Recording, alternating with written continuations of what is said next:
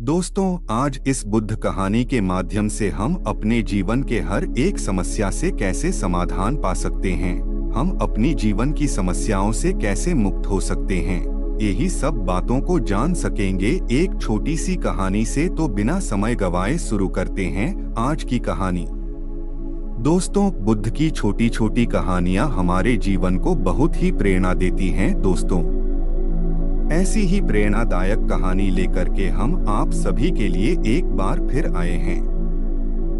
तो दोस्तों, कहानी को शुरू करने से पहले मैं आपसे निवेदन करता हूं कि अगर आप हमारे चैनल पे नए हैं तो चैनल को सब्सक्राइब करके वीडियो को लाइक कर दें। दोस्तों, समस्याओं हर किसी के जीवन में होती हैं। वहीं पर कुछ लोग समस्याओं का रोना रोते रहते हैं और कुछ लोग समस्याओं से बढ़कर अपनी जीवन के बारे में सोचते हैं और समस्याओं से छुटकारा पा लेते हैं।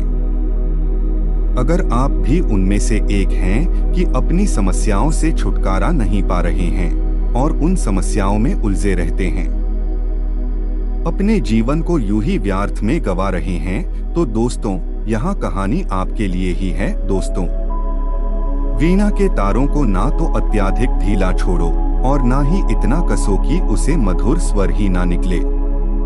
बिल्कुल यही बात भारी पर भी लागू होती है। वीणा और वाणी दोनों को ही संयमित और संतुलित रखना जरूरी है। दोस्तों, वाणी के तार जब बिगड़ते हैं तो महाभारत रचती है। वीणा के तार जब भी असंतुलित होते हैं तो सुर बिगड़ जाते हैं।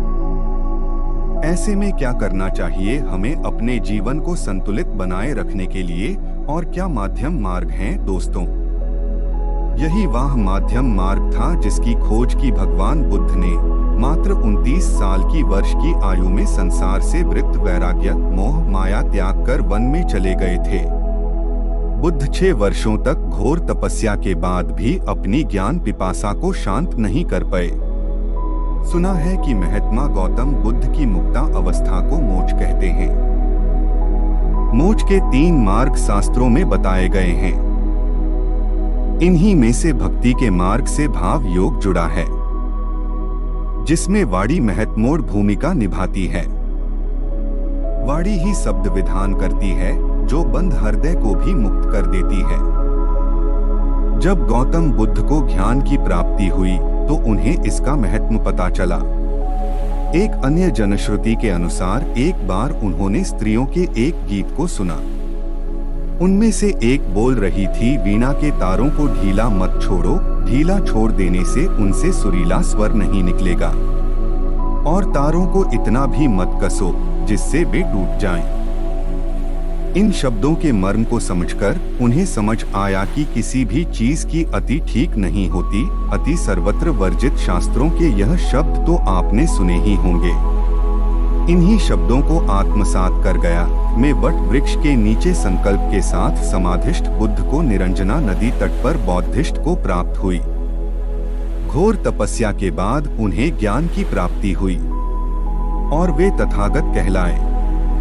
दोस्तों, महात्मा गौतम बुद्ध का जन्म उसे समय हुआ था जब समाज में वर्ण व्यवस्था व्याप्त थी। ऐसे में समाज का एक वर्ग इस वर्ण व्यवस्था से आहत था। वह किसी अन्य धर्म की आकांक्षा में था।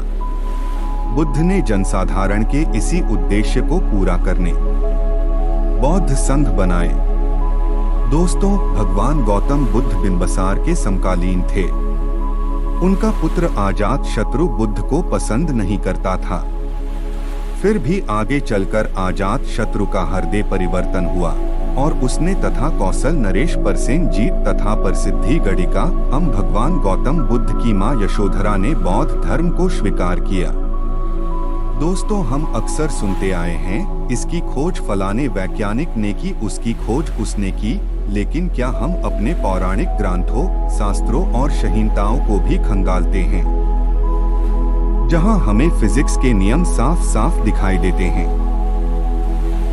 आज हम बात कर रहे हैं महात्मा गौतम बुद्ध के 4 आर्य सत्य की। गौतम बुद्ध जब बौद्धिस्ट को प्राप्त हुए तब उन्होंने अपना पहला प्रवचन सारनाथ में दिया। इस प्रवचन को धर्म चक्र परिवर्तन कहते हैं। 5 शिष्यों को दिया जाने वाले उनके प्रवचनों की आभासी मुद्रा मूर्ति रूप में आज भी वहां विराजमान है। नंबर 1, बुद्ध ने 4 आर्य सत्य बताए, जिनमें पहला था ब्रह्मांड में सब हमेशा व्यक्त रहता है, अर्थात पदार्थ ऊर्जा और ऊर्जा पदार्थ में बदलता है। नंबर 2, ज्ञान प्राप्ति के बाद उन्हें पता चला जीवन एक बहती नदी की तरह है, अर्थात सब कुछ परिवर्तनशील है। नंबर 3, आर्यसत्य उन्होंने कारण का नियम बताया, अर्थात जैसा करेंगे वैसा भरेंगे। असल में यही तो फिजिक्स का नियम है, जिसे हम क्रिया की प्रक्रिया कहते हैं। यही तो गीता का सार है। अंत में चौथे, आर्यसत्य रूप में उन्होंने इन समस्त कारणों का निदान बताया। गौतम बुद्ध ने समस्त समस्याओं का कारण लोभ, लालच, ईर्ष्या और अत्यधिक इच्छाएं, जिन्हें कामनाएं भी कहा जाता है, उन्हें बताया। जब मनुष्य की इच्छाएं पूरी नहीं होती हैं, तब उसे दुख होता है।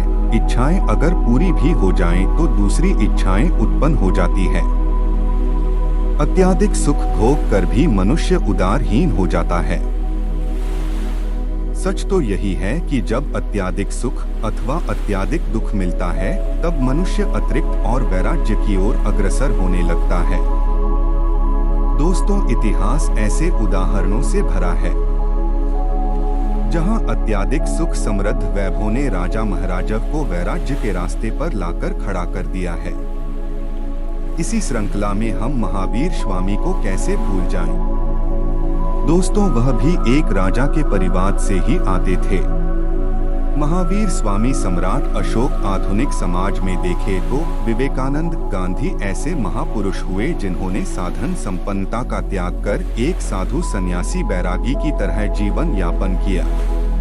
आज व्यक्ति, समाज, राष्ट्र का अंतर्राष्ट्रीय स्टार, सभी की समस्याएं शादी समस्याएं हैं। इन समस्याओं में गौतम बुद्ध की शिक्षा समस्याओं का समाधान कर दे सकती हैं।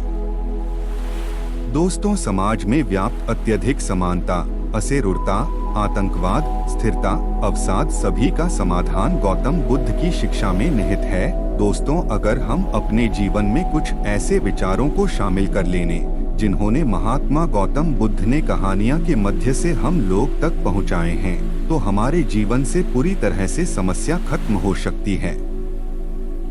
मित्रों, आप इस वीडियो से क्या सीखते हैं? कमेंट कर जरूर बताएं।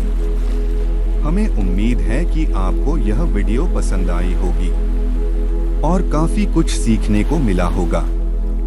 बाकी अगर यह वीडियो आपको अच्छी लगी हो तो इस वीडियो को लाइक करें और ऐसी और कहानी सुनने के लिए चैनल को सब्सक्राइब करें। तो फिर मुलाकात होगा ऐसी ही एक प्रेरणादायक कहानी के साथ। धन्यवाद।